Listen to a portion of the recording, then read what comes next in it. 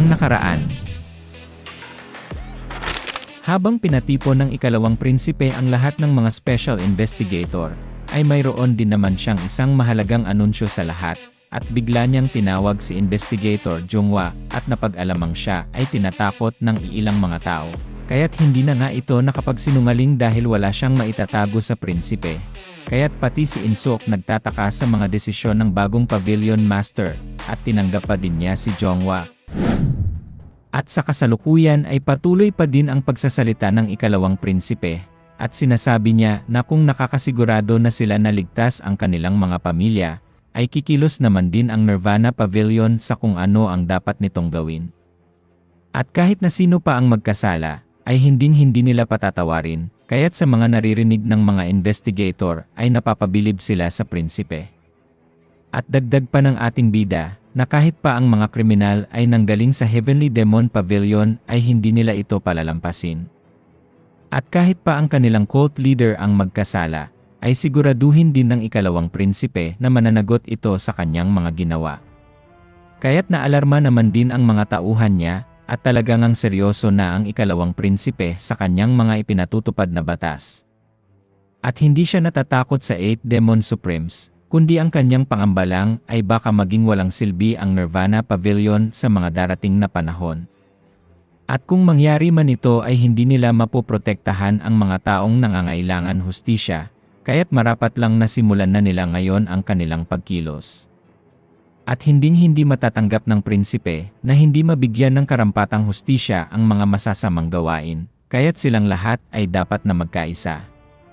At bigla namang mayroong nagsalitang investigator at sinabi nito na alam niyang late na siya sa kanyang mga gustong gawin, ngunit ang kanyang hiling lang ay simulan din niya ang sundan ang mga kahilingan ng bagong Pavilion Master. At ang nagsalita nga ay isang babaeng special investigator, at ang pangalan niya ay Joyang. Kaya't napapatingin naman dito si Sudaryong, at para bang siya ay merong lihim na pagtingin dito. Subalit wala din namang sumunod na nagsalita kay Joyang, at ang mga special investigator ay tumahimik lang. At para bang sila ay nagpapakiramdaman, at hindi nila alam kung ano ang kanilang gagawin sa mga inilahad na mga kagustuhan ng prinsipe. At wala silang magagawa pa dahil meron silang hinihintay na magsasalita para sa kanila, kaya't patingin-tingin na lang sila sa mga susunod pang gagawin ng ating bida. At sa di kalaunan ay unti-unti din namang nakakapagdesisyon na ang ibang mga investigator, at sila ay pumapanig na sa ikalawang prinsipe. At dumami na nga ng dumami ang naniniwala na magiging maayos ang kanilang pavilion sa kamay ni Master Go. At sa ngayon ay wala na ngang natirang mga investigator sa tabi ni Insuk, kaya't siya ay hindi makapaniwala na silang lahat ay pumanig sa prinsipe. At dahil dito ay nagsalita din naman si Master Go, at sinasabi niya na kinakailangan nito ng experience ni Insuk, at gabayan siya nito para ang kanyang mga pangarap sa Nirvana Pavilion ay maipatupad. At nagugulat din naman ang matanda dahil hindi niya lubos maisip na kakailanganin siya ng ikalawang prinsipe, at hindi din naman nag-atubili si Master Go na alukin ito na sumama din sa kanyang panig. At sa pagkabigla ni Insuk, ay hindi siya makapagsalita sa gusto niyang iparating. Ngunit naghihintay din naman ang ikalawang prinsipe, at tatanggapin din naman niya ang matanda sa kabila ng kanilang mga komprontasyon kamakailan lang.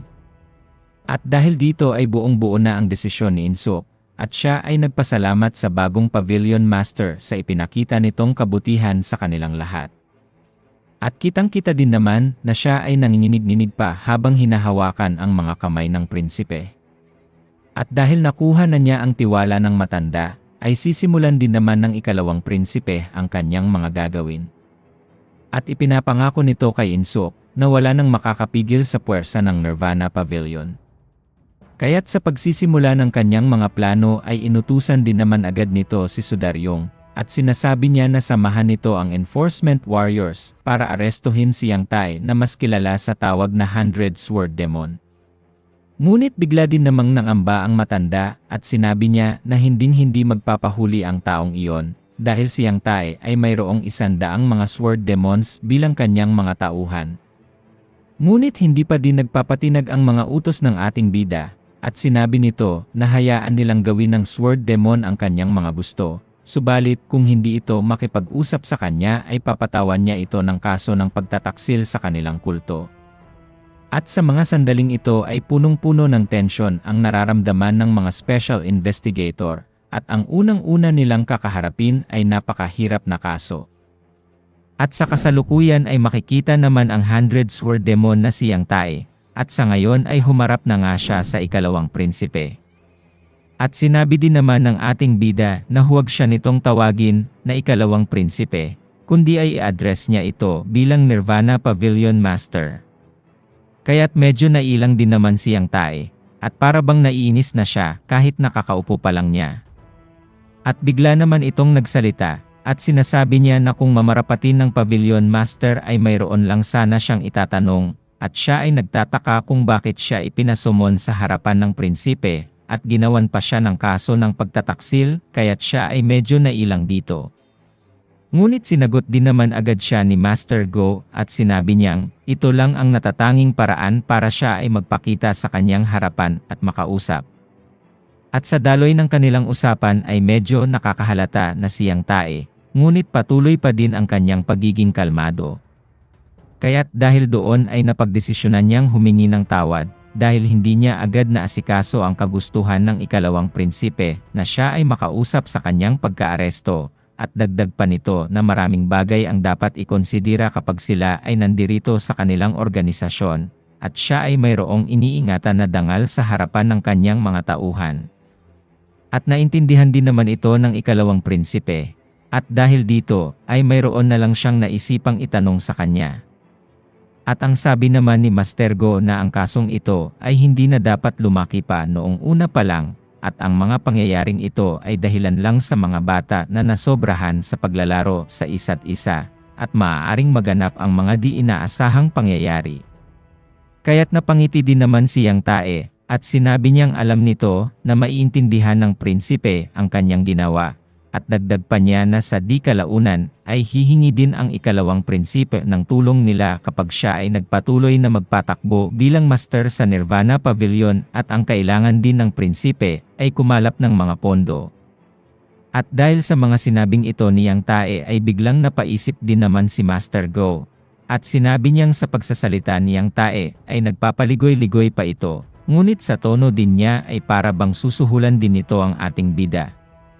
At patuloy pa ding nagsalita si Yang Tae, at sinabi niya na hindi lang iyon ang maitutulong niya para maging opisyal na tagapagmana si Master Go sa hinaharap, dahil sa ngayon ang lahat ng mga tao ay sumusuporta sa unang prinsipe na maging tagapagmana ng Heavenly Demon. At sumagot din naman ang ating bida, at sinabi niya na siya ay lalong mas magagalak kapag ibinigay nila ang kanilang suporta sa ikalawang prinsipe. Kaya't dahil dito ay nasiyahan din naman si Yang Tae, at hindi siya nagkamali na subukang suhulan si Master Go, at dagdag pa nito na mula ngayon ay sa ikalawang prinsipe na sila susunod ng mga utos. At napagdesisyonan din nitong maghahanda siya ng napakagarbong salo-salo para sa prinsipe, dahil sa naging maayos na resulta ng kanilang pag-uusap ngayon. Ngunit bigla din namang nagsalita ang prinsipe, at sinabi nito na kung saan na siya pupunta at bakit na ito tumatayo. Kaya't dahil dito ay naguluhan din naman si Yang Tae, at sinabi niya sa prinsipe na diba ay tapos na silang mag-usap at naareglo na ang lahat.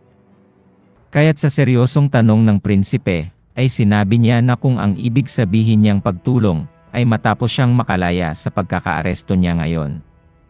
Kaya't hindi din naman makapagsalita si Yang Tae, at para bang hindi sila nagkaintindihan sa kanilang mga pinupunto. At siya ay napasabi sa prinsipe na huwag itong magbibiro ng ganon, dahil mas lalong lalala ang kanilang mga sitwasyon. Ngunit sa pagalit na mukha ni Master Go, ay sinabi niya na kung akala ba niya ay nagbibiro ito, at ang gustong pag-usapan ng ikalawang prinsipe ay ang pananakot ni Yang Tae na patayin ang isang membro ng pamilya ng isang Nirvana Pavilion investigator. Ngunit ipinagdidiinan pa din ito na hindi niya ginawa ang mga paratang na yon, at wala siyang tinatakot na kahit na sinumang tao. Ngunit wala naman ng pakialam ang ikalawang prinsipe sa mga sinasabi ni Yang Tae, at sinabi pa nito na nakatanggap na siya ng testimonya ng isang investigator na kanyang tinakot. At ang patakaran ng kanilang kulto na ang lahat ng mga testimonya ng mga warriors ng Nirvana Pavilion ay mas mabigat pa sa kahit na sino, at ito ay isang batas na ginawa para protektahan ang nasa otoridad lalong-lalo na ang mga Nirvana Pavilion investigators. Kaya't dahil dito ay patuloy na nagsalita ang ikalawang prinsipe, at sinabihan niya na siyang tae na baka hindi nito alam, at ang lahat ng mga batas na ito ay isinulat dahil sa mga taong katulad niya. At mayroon ding iba na akala nilang kayang-kaya nilang lusutan ang kanilang mga kaso, sa pamamagitan ng pananakot lamang, at sa mga sinasabing ito ng ating bida, ay napapatahimik din naman siyang tae.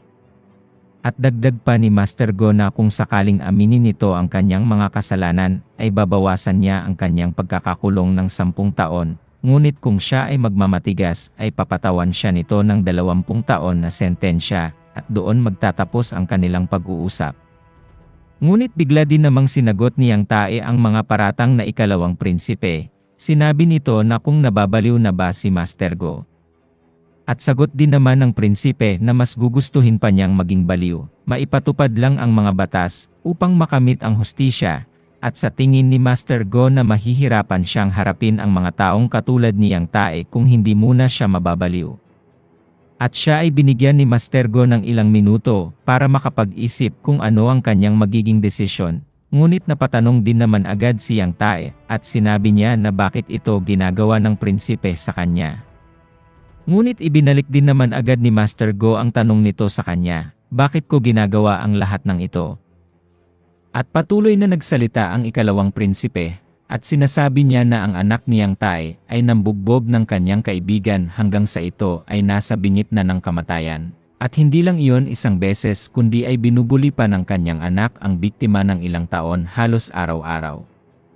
Kaya't nagalit din naman ang prinsipe dahil bilang ama ay nararapat lang na disiplinahin ito niyang tae. Ngunit ang malala pa ay tinakot nito ang pamilya ng investigator na papatayin kapag isinumbong nila ang mga nangyari. At pasigaw pang sinabi ng prinsipe na mayroon ka pang ganang magtanong sa akin kung bakit kita ipinatawag dito.